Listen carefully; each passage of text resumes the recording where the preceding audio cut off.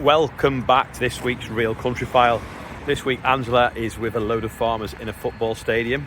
Stephen is spreading some festive cheer with some festive wreaths that are flying out of a barn in Lancashire. And I've been in London all week. So thank you to everyone that came to the rally that we had in London. We think we had well over 45,000 farmers there, despite the BBC only saying there was 10,000. But we've done the maths. There was 1.5 hectares of farmers at a density of 3 per square metre, which adds up to 45,000.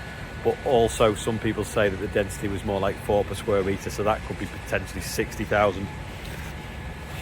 Fingers crossed, we've made a difference. We've shown that we're all united. We've shown that this ridiculous budget will damage family farms and will affect far more people than the 500 that they first thought, with the BPR being nearly more damaging than the APR. So business property relief will do more damage than the agricultural property relief, because the business property relief affects the tenant sector more. So if you did make it to London, thank you for that. We've heard a little bit of rumblings that there is some noise coming out of there that they are redoing their maths. So that's pretty good, but we'll keep the pressure on. The next move will be to bring in wider businesses that are affected by the business rates, the business property relief, because it's not just farmers affected by that, it's everyone. Anyway, that's enough waffling for me. Over to Angela. Well, I've come to a dairy conference today, but it's a bit of a different kind of venue actually. Shrewsbury Town Football Club is where we're all meeting today, and we're hoping actually to have a bit of a guided tour around the stadium later on. But we're actually with the Society of Dairy Technology, looking at what innovation and new ideas have been coming forward in recent times. In 1970, the average yield per cow was about 4,000 litres per year. These days, we're looking more towards the 8,000 to 10,000 litres a year. So why the massive difference? Well, it can only be because of innovation and developments in the industry to make things so much more efficient, whether that's through breeding, better feeding, or just general better systems overall. So let's go and find out today what other ideas are coming forward.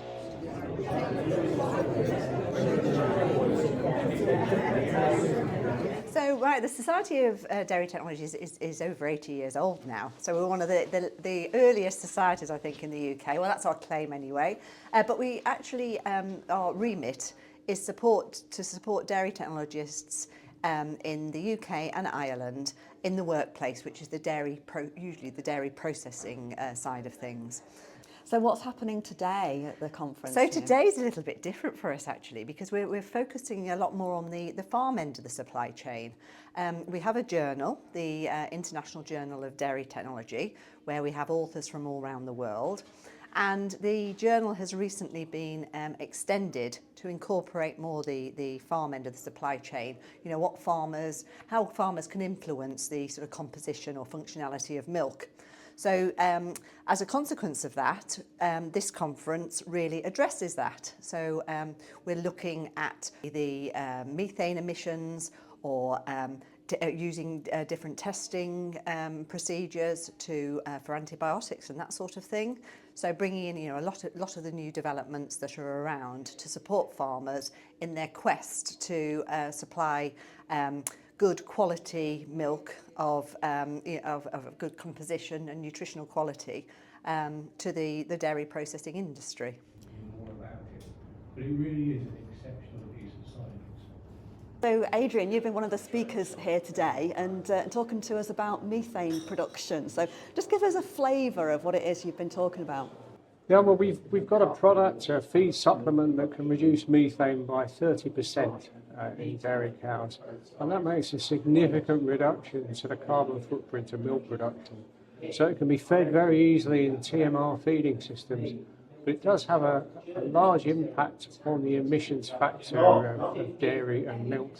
And it's a scientific breakthrough and a real innovation that's being used by the milk processors and supermarkets in this country. And so, what does it look like, the Bovair product? Is it like a powder? It's just the white powder that's mixed into the minerals, typically minerals, or into the feed, and into the TMR. So it's just like a normal feed ingredient product that's mixed into the ration. And farmers, if they want to use the Bovaer product, they don't have to pay for it. Is that right? That's correct. Yeah. So it's the product is financed by the supermarkets, the retailers. So there's no cost to the farmer. It forms part of the company's Scope 3 emissions reduction. So they fund the product. They take the cost away from the farmer. So, Chris, you've been one of the guest speakers here at today's conference. So what is it, as a rough overview, that you've been focusing on?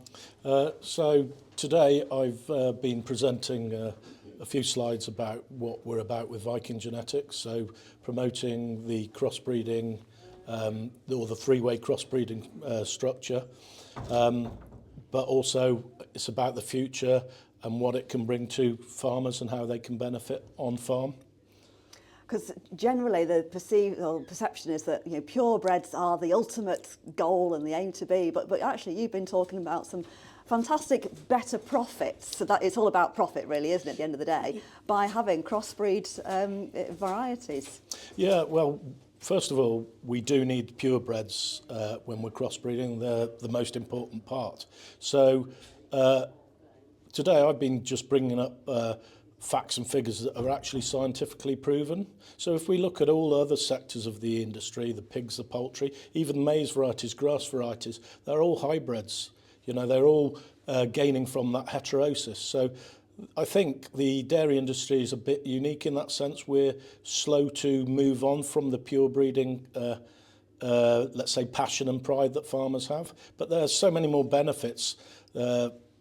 We've got concerns with inbreeding levels and things like that, and the way we've developed some of these modern breeds. I think we're in a cycle of where we're coming back to try and utilise more homegrown produce, forage, and the pro crops especially are geared up to utilise that. We see benefits in fertility, health traits, lower replacement rates, conception rates, and all the trials and evidence, even in the UK, coming back are that there's more profit, there's better life for farmers, the animals last longer, the fertility's better. It's all relative to what the initial trials suggested. One of the benefits of having this event at the Shrewsbury Football Club is that we're going to get a tour of the ground as well, so we're off.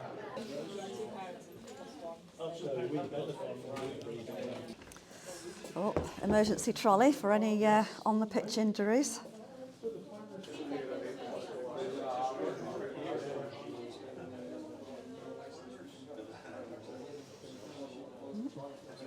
Beer fridge there, obviously, for when they win, or commiserate, perhaps, if they lose.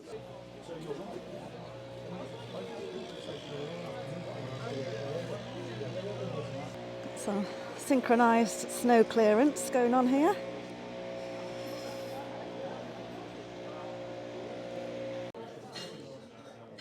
Now, I have actually heard about this coracle because I believe that the football ground used to be by the river. So if footballs got kicked over, somebody would have to go in the river and retrieve them. So here's a picture of Fred. So for many years, Fred Davis would launch his coracle into the River Severn to retrieve footballs kicked over the riverside stand at the club's old Gay Meadow ground. So there it is. The coracle. I don't imagine it's been used a lot recently, though. Oh, so look where I've ended up. Best seat in the house. Thanks for that, Angela. Now, if you wanted to have a little bit of look at more of that stuff, there's a link below. You can check that out. Now, over to Stephen in Lancashire, looking at some reeves in a barn. Well, this week on The Real Country File, I thought it was high time we had a bit of Christmas cheer. I haven't got Santa's grotto, but I have got the farming equivalent. Now, I know you're mad busy, Nikki. Can I stop you for 2 minutes? Of course you can, yes, no problem. We thought we needed a little bit of cheer, and what better than hampers on the farm. Tell us a little bit about you and your business, Nikki. Oh, right. So about 6 years ago, predominantly we have doorstep milk rounds here, and I kept being asked if we did hampers on the doorstep. So after a little short while thinking, I thought, well, maybe we could do that. So I started off very small with like Darlingtons, a couple of different jars of Darlingtons and pickles, and now we've expanded the range. We've probably got the largest Darlington range in Lancashire, as well as the goods that we do. We try and buy as much local as possible from different suppliers, and it's sort of grown from there. So we do boxes for £10, and everything comes hand wrapped, gift wrapped, and then every year we put a nice little butterfly in. We do other hampers starting from a smaller range. This one here is predominantly for a gentleman. As you can see, they have a few little funny things in, mustard in a beer. This particular hamper, the guy works on the road, so he's got a digger in there and obviously a truck.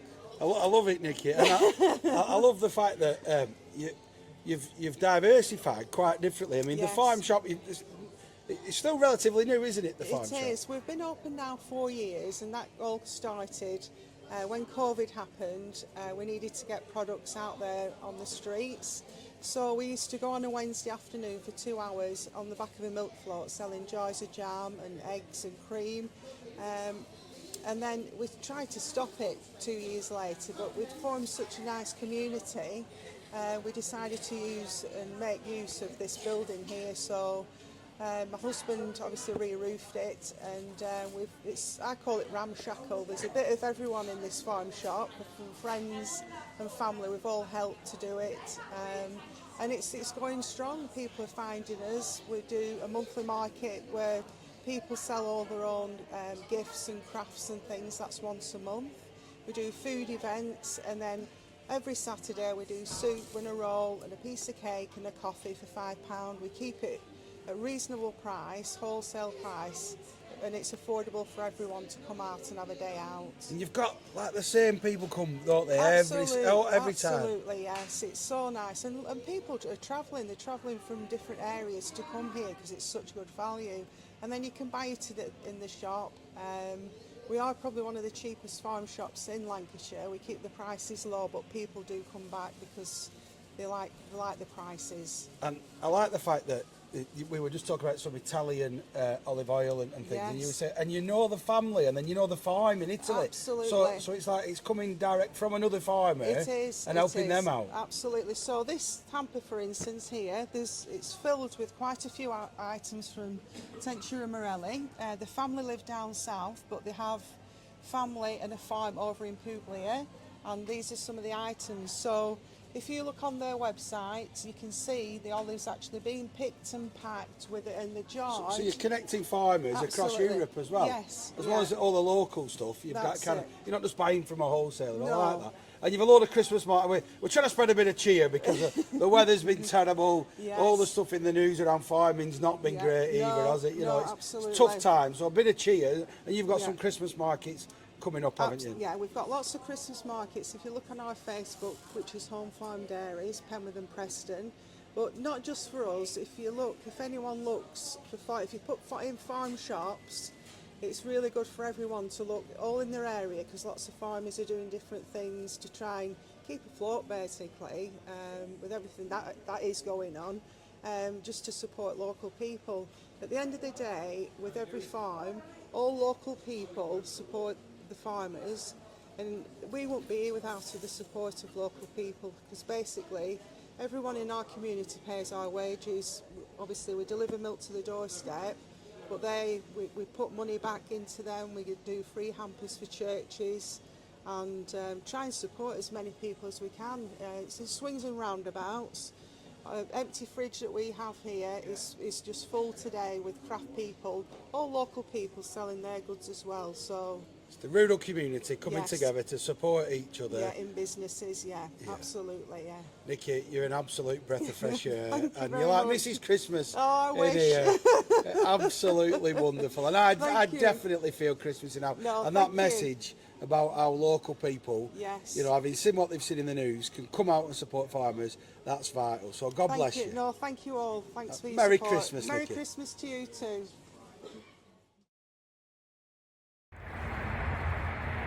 Thanks, Stephen, and thanks, Angela. That is all for this week's Real Country File.